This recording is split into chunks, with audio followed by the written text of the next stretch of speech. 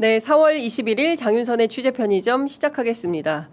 대통령 선거가 D-43일로 다가온 가운데 이번 선거 결과가 어떻게 될지 여론조사에 관심을 쏟는 분들이 많아서 저희가 특별한 손님을 한 분 초대했습니다. 아마도 매주 월요일 이 시간에는 이분과 만나서 얘기를 나누게 될 것 같은데요. 윤희용 오피니언즈 대표 모셨습니다. 어서 오십시오. 네, 안녕하십니까. 선거 때마다 우리가 만나는 것 같아요. 네.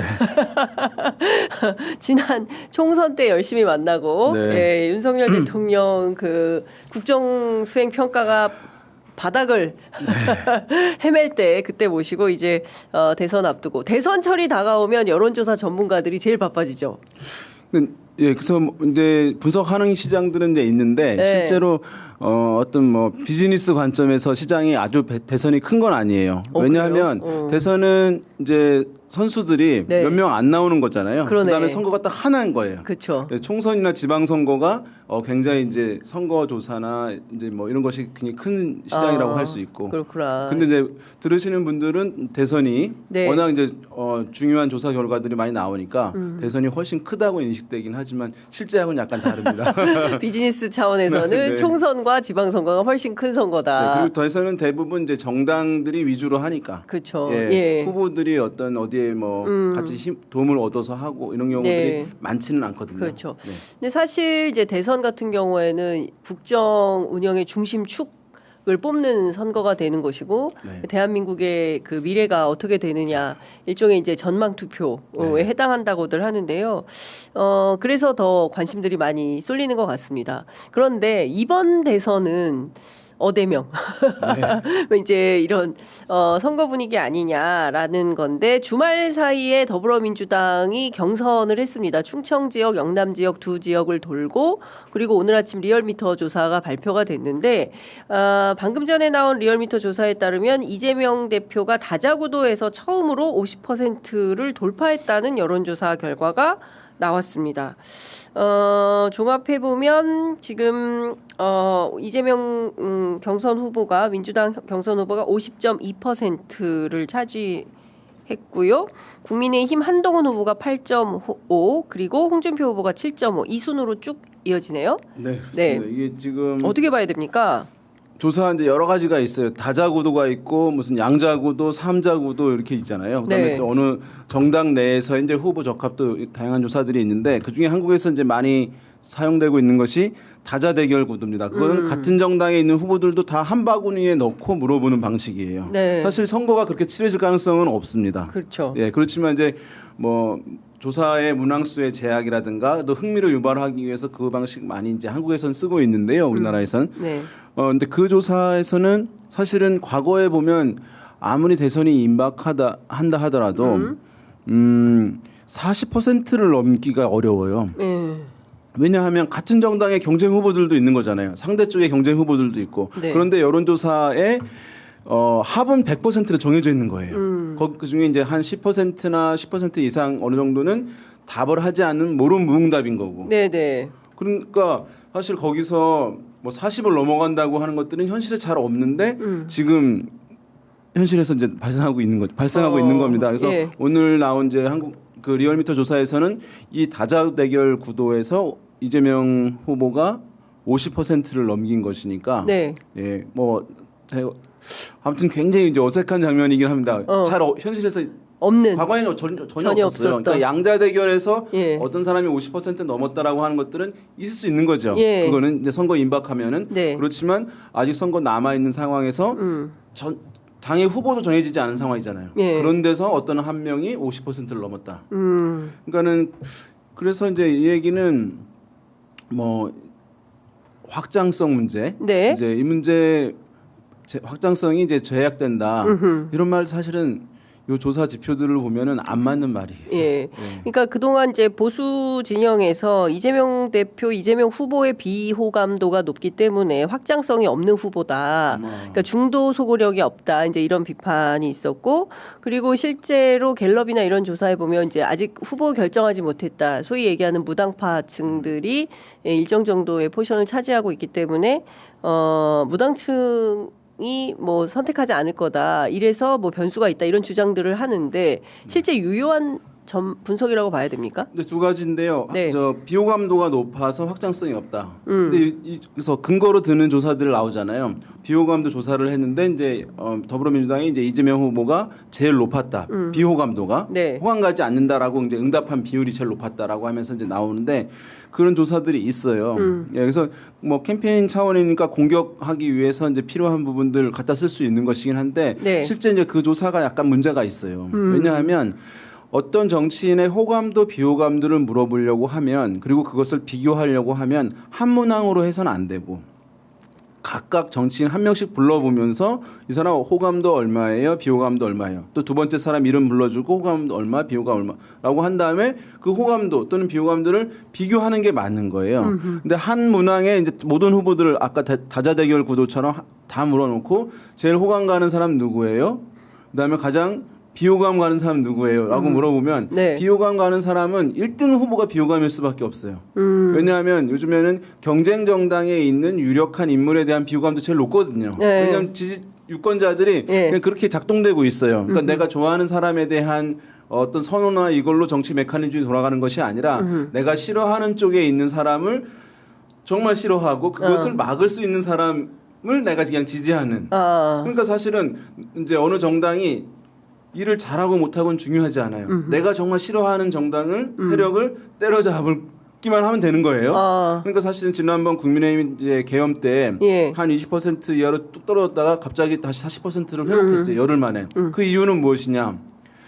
보수 지지층 같은 경우에는 이 보수 정당이 잘하고 못하고는 중요한 게 아니에요. 내가 정말 싫어하는 정당이 만약에 야당이다. 네. 더불어민주당이다. 네. 저기를 막을 정당이 여기이기 때문에 여기를 지지하는 거예요. 그러니까 사실은 바로 복원이 쉽게 되는 것이거든요. 네. 이건 인물에 대해도 마찬가지예요. 이제 인물에 대해서도 저쪽 진영에 있는 어떤 인물 비호감인 거예요. 네. 가장 힘이 세고 유력하다. 가장 비호감인 거예요. 그 현상이 이제 최근 한 10년 동안 한국의 이제 네. 이 정치 메커니즘을 작동시키고 있는 기저의 가장 강력한 흐름이라고 볼 수 있겠고 네. 그래서 이제 만약에 그 조사를 한 명씩 물어보잖아요. 네. 그러면은 국민의힘에 있는 대선 주자들의 네. 비호감도 더 높아요.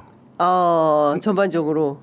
다 높아요. 다. 예. 예. 최근에 이제 몇 개 조사들이 이제 시도가 됐어요. 네. 그런 거 보게 되면은 이제 국민의힘의 후보들의 비호감도가 더 높게 나옵니다. 국힘의 후보 비호감도가 더 높게 나온다. 네. 예. 왜냐하면 그거는 야당의 지지자들이 더 많고 100명 중 네. 100%에서 그다음에 예. 중도층 등에서도 또 그렇고 예. 하기 때문에 그 현상 나타나는 것이거든요. 그러니까 이제 예전에는 이제 그런 현상이 있었을지 모르겠는데 네. 대선에 대한 관심이 아주 떨어졌을 때는 뭐 이재명 후보에 대한 이제 비호감도가 제일 개별적으로 물었어도 높은 경우들도 이제 있었겠지만 지금은 그렇지 않다는 점이 예. 이제 실제랑 좀 다른 측면이고 또 한 가지 말씀하신 게 무당층, 무당층이잖아요. 예. 무당층은 이제 되게 중도층과 유사해요. 하다고 얘기를 합니다. 네, 네, 네. 그런데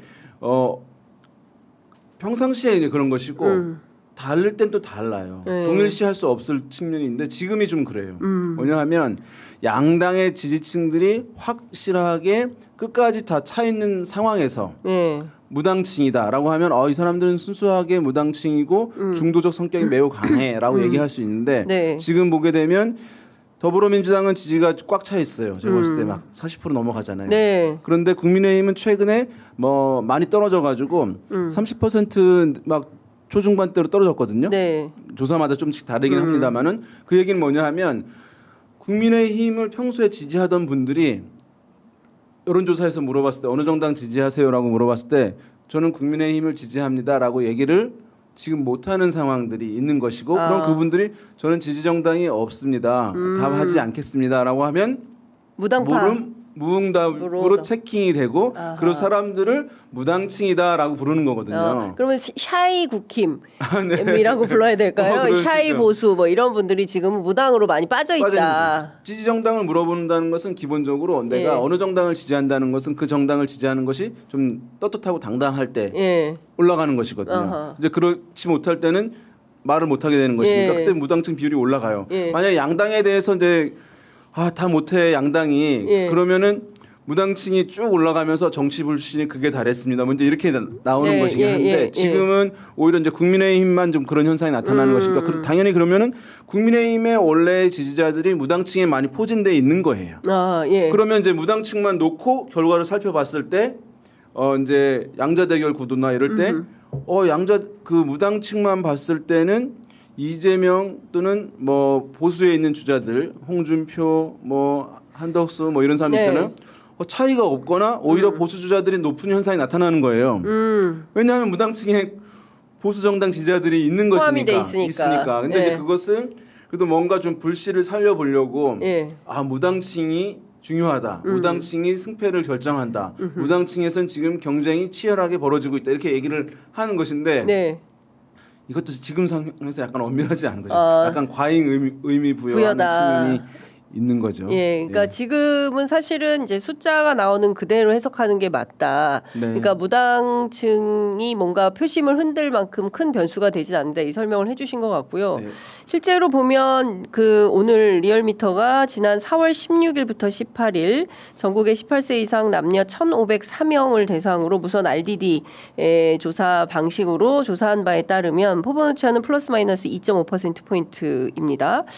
자, 이 내용을 보면 이재명 후보가 전주보다 2%포인트 오른 거예요. 48.8에서 50.2로 올라섰고 김문수 후보 같은 경우에는 10.9에서 12.2로 또 소폭 상승을 했습니다. 한동훈 후보도 6.2에서 8.5, 홍준표 5.2에서 7.5, 나경원 후보가 새로 들어왔고요. 4.0, 안철수 2.4에서 3.7, 이준석 3.0에서 3.5, 김동연 1.2에서 2.0, 김경수 1.3에서 1.8. 이게 조금씩 소폭 상승하는 분위기로 보이는데 한덕수 가 포함이 돼 있지 않습니다. 않죠. 그러니까 다른 이거는 후보들은- 정당 후보들만. 네. 예. 그러니까 이제 두 가지인데 네. 뭐냐면 사실상 지금 선거 캠페인이 진행되고 있는 인물은 네. 이재명 후보밖에 없었어요. 왜냐하면 대중은 미디어를 보고 어떻게 예. 하겠다라고 하는 건 전달받는 것인데 다른 후보들은 보게 되면 그냥 이재명 잡겠다라고 하는 부분들이 많이 있는 거예요. 보수 정당의 후보들은 그러니까 네. 본인이 어떻게 하겠다고 하는 선거 캠페인들이 대중에게 전달되지 않고 있는데 비해서 지금 야당은 경선되면서 특히 이제 미디어에서 이재명 후보에 대한 조명은 이제 너무 좀 상당히 이제 하고 있는 상황이기 때문에 공약들도 전달이 뭐 쉽게 되고 있고 네. 저거 하겠구나 관심 갖게 되고 올라가게 되는 그런 상황들 벌어지고 있고요. 지금 이제 보수 정당에 있는 후보들이 지지율이 올라간 것은 네. 그렇죠. 이제 한덕수 총리가 이제 빠져 있게 되면서 네. 조금씩 이제 올라갈 수밖에 없는 그런 상황이고 또 경선이 이제 다가오고 관심도도 높아지고 있는 측면이 뭐 있겠습니다만 네. 근데 이제 이게 흐름이 한두 명으로 좀 좁혀져야 되거든요. 지금 네. 이제 선거 임박한 걸 바라보게 되면 보수 정당이. 네. 근데 지금 한 서너 명에게 지금 분산되어 있는 상황이기 그렇죠. 때문에 이 얘기는 보수 정당의 지지자들이 얼마나 지금 이 국면에서 그분들도 나뉘어져 있는지를 보여주는 거예요. 어떤 흐름이 이제 한두 가지로 잡히게 되면 네. 쫙 이제 경쟁력 있는 흐름으로 몰아주게 되면서 네. 이제 양자 대결에서도 좁혀지게 만들어지는 것이 이제 일반적인데 지금은 지지자들도 탄핵에 대한 입장으로 나눠져 있고 네. 가령 이제 어떤 뭐 보수의 가치를 좀 강하게 지켜야 한다는 분들도 있겠지만 어차피 대선이니까 좀 경쟁력이 있는 사람 탄핵에 대해서 찬성하고 이런 네. 인물을 뽑아야 한다는 기류가 나눠져 있잖아요. 네. 후보들도 나뉘어져 있고 유권자도 나뉘어져 있는 상황. 그러다 보니까 어떤 한두 명의 후보에게 몰아주는 흐름이 전혀 발견되지 않고 있는 상황이다 이렇게 보시면 네. 좋을 것 같습니다.